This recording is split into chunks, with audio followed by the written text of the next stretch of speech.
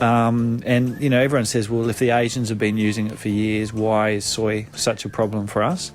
And, some of the problems with soy is, number one, it contains a hormone-like substance called phytoestrogens, which are naturally occurring in certain plants, but given the right conditions, they can actually copy or mimic the action of female hormone estrogen. So, and no one knows what the long-term effect that might be. Giving our kids lots of soya products with these phytoestrogens, again, it wasn't part of our natural food supply. We're all probably exposed to way too much estrogen and estrogen-like hormones these days. Look, it is that time we bring in Peter Mullen. Hello, Peter. Good afternoon, Mark. Look, you're already upset. It doesn't take long to get you upset. Before we came on, Peter said, Mark, can you have a look at the weather for the weekend? Because I'm going away on a little holiday junket and it's going to be raining. So you're not very happy, Peter, already. No, and thanks for pointing that bad weather. Maybe there's something you can do about that. Not a lot. Not a lot. Not Okay. a lot. Well, we heard Gavin Morris earlier say it's going to be pretty ordinary, so I can't beat that, I'm afraid. We can, however, get on our soapbox. I missed last week when you were talking about microwave ovens, but this afternoon you want to talk about soy.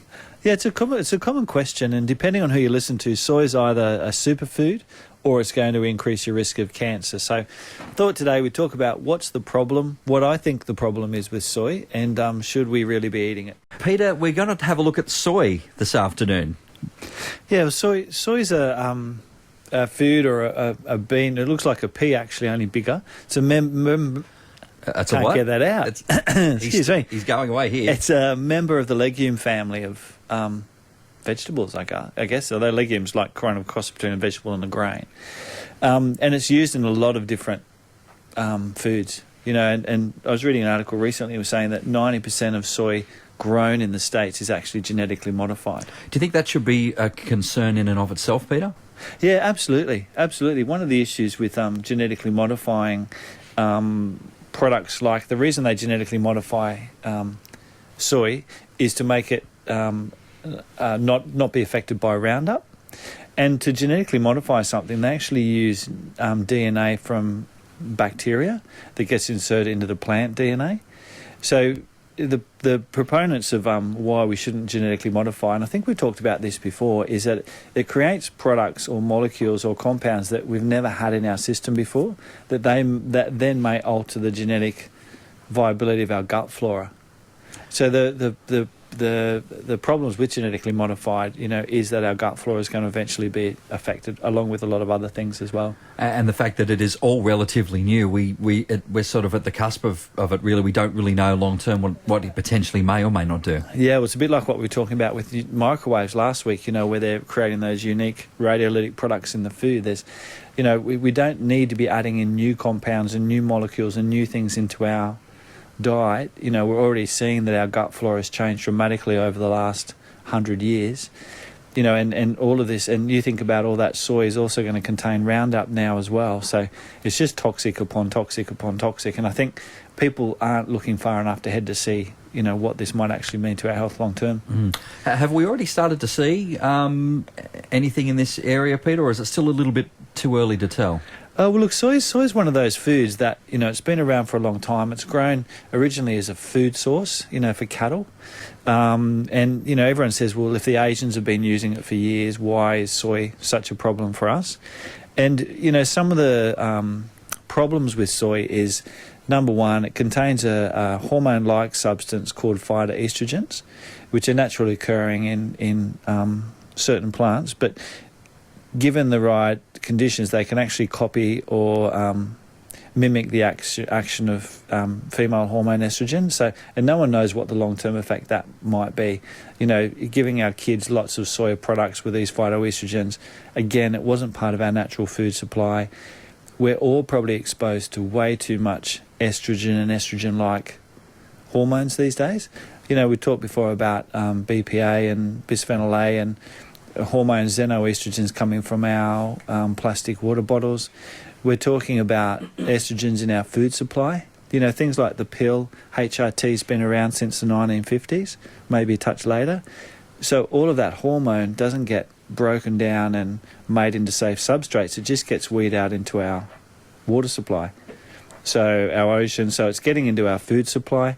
We're looking at, mass production of animals, basically chickens, pigs, and over the years, hormones have been used or antibiotics have used that have had a hormone-like effect. So we've already got issues with way too much hormone in our food supply.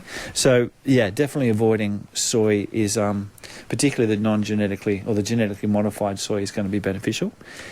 Soy also contains what are called goitrogens. So anyone that has, we've talked before on this show about underactive thyroid. Anyone that has thyroid issues, and most of us, we get older, our thyroid's not going to be what it was when we were at our peak health, which is about 22 to 25, unfortunately. Soya or the compounds in soy can interfere with iodine metabolism in our thyroid function. So for men, drinking lots of soya milk can end up with man boobs. For women, that's just a bit of a joke, but for women, it's going to interfere with their thyroid function. I do like, Peter, when you said that drinking lots of soy when your thyroid, when you're not at your peak performance. You looked at me straight away as if to say, Mark, you're good here, so well behind you there. With that in mind, though, is there a time where you think that consuming soy is okay? Look, the type of soy product and the way it's been prepared are extremely important when it comes to the impact upon your health. So, and I'll talk a bit more about this in the next segment, but you need to look for non-genetically modified, organic, and fermented soya products. So fermentation is, soy used in Asia traditionally has been fermented soya products, and fermentation has been shown to reduce the level of phytoestrogens in soy by as much as a third, but also helps to break down these goitrogens. Soy also contains other anti-nutrients such as saponins, phytates, trypsin inhibitors, which can all interfere with the absorption of essential nutrients. So when you ferment soy, you actually break a lot of these compounds down. So it's kind of interesting. Like, soy is a great food product when it links back to a lot of the things we've talked about: gut flora, genetically modified food, the benefits of fermenting in making food more digestible. So yeah, in the next section, we'll talk a bit more about what soy I would recommend eating. And Paul from Newcastle, you've got a question for Peter. Good afternoon. Good afternoon. Hello, Peter. How are you? Well, thank you, Paul. How can I help? I've got a sperm that's been bothering me for about 8 weeks. I took celery tablets, I took everything, but have you got anything I can take to remove my spur? Yeah, look, definitely. The one of the best things to take when you've got a heel spur is silica. Yes, that's what I've been taking. Oh, okay. The other thing that really helps is, are you rolling your foot on a rolling pin? Yeah, I just got myself a Chinese rolling pin with the little spikes on it. You just wipe your foot on it, back and forth on it. Yeah, okay. So what you need... Or a bottle with water in it. Yeah, what you need to do is bathe your feet in warm water and, say, washing soda. And then once your feet have warmed up, then roll your foot on the bottle or your Chinese rolling pin. And then, so that what that does is just stretches the ligaments and it starts to help break the spur up. And then you want to massage your heel with something like deep heat or some sort of rub. And you do that every night for a week, and then every second night after that until it goes. And if you get onto as I said, a good quality silica. And I've also found if you get onto a anti-inflammatory, like a turmeric anti-inflammatory as well, that the two together make a massive difference in trying to help get rid of that spur or settle down the symptoms. Let's get into it. What can we and what can we not eat? Or what should we be not eating? Well, I think when it comes to soy, you really should stick with fermented soy. So tofu is probably one of the best known soya products, but it's not fermented. And can be quite processed. So I'd recommend trying something like tempeh. Have you ever had tempeh before? No, I haven't. What does that taste like firstly? It's made from fermented soybeans. It tastes a bit nutty. So it comes like it's still a processed product, but it comes in like a slab or a sheet of tempeh. It looks like it's got peanuts in it, but it's not. It's just nutty and it's actually quite nice. So you cut that up into cubes and you can use that in stir fries. Baking, steaming or grilling. And it contains or sorry, it can make if you're trying to avoid meat, you could use tempeh in your stir fry. So that's definitely going to be better than tofu. The more I think of it, I've kind of get the feeling I may have had that slipped into a couple of meals, so I don't think that one's too bad. So I'm all over it, Peter. I'm all over this soy thing. Now, substitute sauce for soy sauce. Mm-hmm. There's a product or a product called tamari, and tamari is it's made from fermented soy, but does not contain the additives and preservatives that you find in commercial soy. So commercial soy has got MSG and all sorts of nasties. So tamari, for anyone that likes stir fries, at home we'd make up a stir fry with tamari and maybe honey.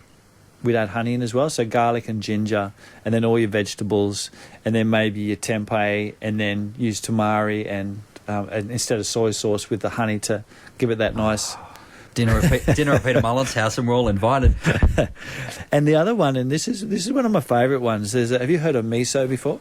No, I'm not the foodie today, am I? Not at all. We might turn this into a foodie show. Oh, we could do that. But I'd have to talk about all the dishes that my wife and daughter cook, not that I necessarily cook. So we might need to pick our game up a bit. It's a tough job, but somebody's got to do it, Peter. It is. I've got a cheese sandwich waiting for me out there when I get off with you. So.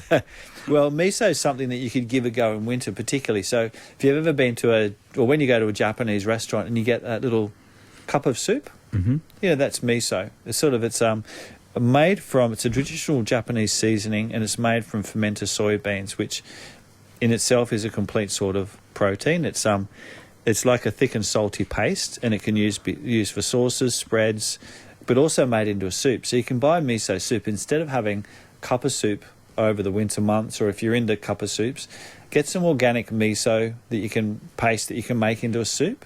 Tastes great, and the benefits are that it actually helps to feed you good bacteria, and it contains compounds that actually help to prevent bowel cancer. I like the sound of that. So miso, so you've got the benefits of it being a fermented food, full of nutrients, great source of iron, calcium, potassium, B vitamins. Also helps to maintain a healthy pH through the gut. So I love miso soup. So if you're looking for a quick snack on a cold day, miso soup may be the go. Now, what about this is something that I do not need, thankfully. But what about baby formulas? I've seen a few soy ones on the market. What have your thoughts on that, Pete?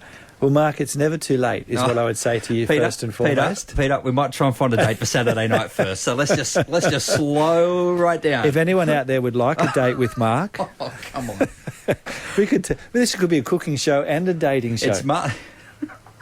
We'll leave that for next week. Anyway, it's MasterChef and The Bachelor all rolled into one. That's it, and a health program.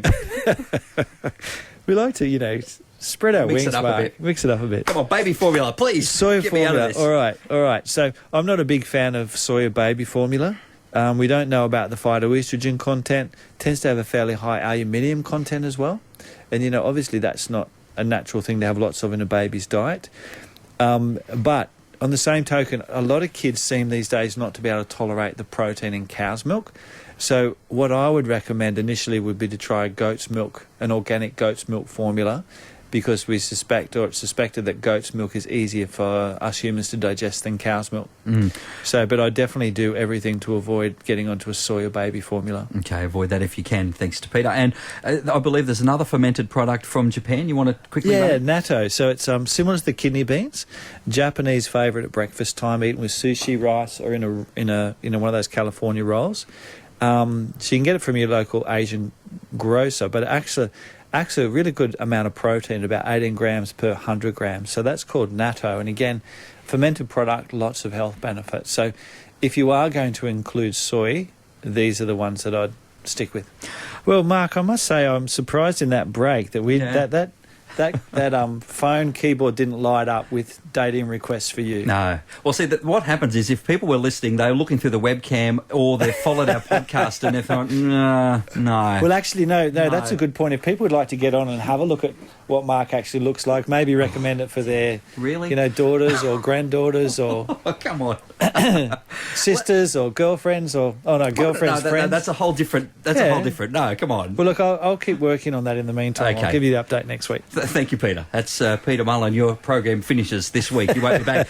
Jeff, you're joining us on the line. You've got a problem with eczema you'd like to talk to Peter about. Yes, I would. Hi, Peter. Hi, John. Hi, Jeff. But yeah, I've got. I've been told I've got eczema. The doctor reckons it is, and he gave me prednisone, but that didn't do anything, and I'm not too impressed about taking them anyway. Yep. But my calves are up. It's on my back, arms, and my ankles are swelling up like balloons. Okay. Well, look, what I would do, and your doctor definitely thinks it's eczema. Yeah. Yep. All right. Well, with eczema, like we know, eczema is not it's a skin condition, but it's actually an immune condition. Yeah. And it's coming very often from a dysregulation of your gut and gut health. Yep. So, a couple of things you can do. If your eczema is quite bad, I would go and see someone about it. I'd actually make an appointment, go and see a naturopath, because it's often that's the full health approach is the way to go. Yep. Now, what you could start to do in the meantime is you could get yourself onto a really good quality probiotic. Yep. And it needs to be one that contains what's called LGG. Yeah, well, I've got one I am on one. I've got one in the fridge I got from Visionary. Okay, great. Well, they'll have you on the right one, hopefully. Yep. Doesn't seem to be touching it, though. Yeah, I'd also get a test done maybe for food intolerances. Yeah, I've got a pretty good diet. That's the trouble. And I mean, I try to avoid wheat and all that sort of stuff. And Are you keeping away from the dairy? yeah, definitely. Yep. Are you taking some zinc and vitamin C? I've got zinc. Yep. Yep. Get yourself onto some vitamin C as well. Okay. And I'd also get onto some really good quality fish oil. Yeah, I'm on them too. Yeah, look, I think... I got all those from Visionary, but that just doesn't seem to be touching it. Look, I think you need to go and see someone and just go through some further testing maybe and just find out what's actually causing your eczema. Okay, and some great advice there as well. Peter, we're going to run out of time, so very quickly, soy milk. Yeah, so with soy milk... unfermented soy should be avoided, at least limited. So I would probably steer clear of soy milk. Actually, make your own almond milk would be what I'd recommend. Mm-hmm. And it's really quite simple to do. And we've got a couple of good blogs on our website explaining how you can make your own almond milk. And I'd swap over to almond milk and get away from soy altogether. A few years ago, I got onto a brand of oat milk, and I just loved it. And this one particular brand, and of course, whenever I like something, it gets discontinued. It's got taken off the market. So that's my sob story. Yeah, well, look, why does that happen? You can buy, like most commercial milks that we buy will have sugar added. You can get like an unsweetened almond milk. Mm-hmm. So I'd probably stick with something like that or have a go at making some yourself. Okay, maybe we can talk about that in our next session, Peter. And very quickly, you've got some next talks coming up? Yep, Managing Menopause Naturally. It's fully booked, but we're taking names for a second talk. So if anyone's keen to come along, it's a free talk.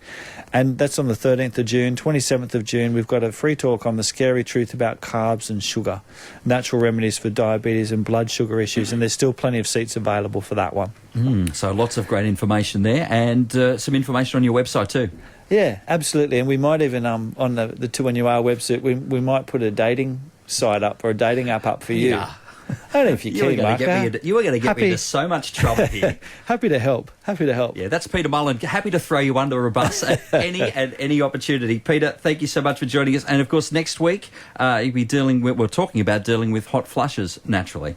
Yeah, absolutely. And if Jeff, who we were just talking to, if he wants to sort of talk a bit more in depth, he can ring the office, and I'm happy to give him a call back and go over a couple of extra things that he might not be doing yet as well. Wonderful. That's it, Peter. We'll talk to you next week. Thanks very much, Mark. For Health and Wellbeing at 2NUR FM.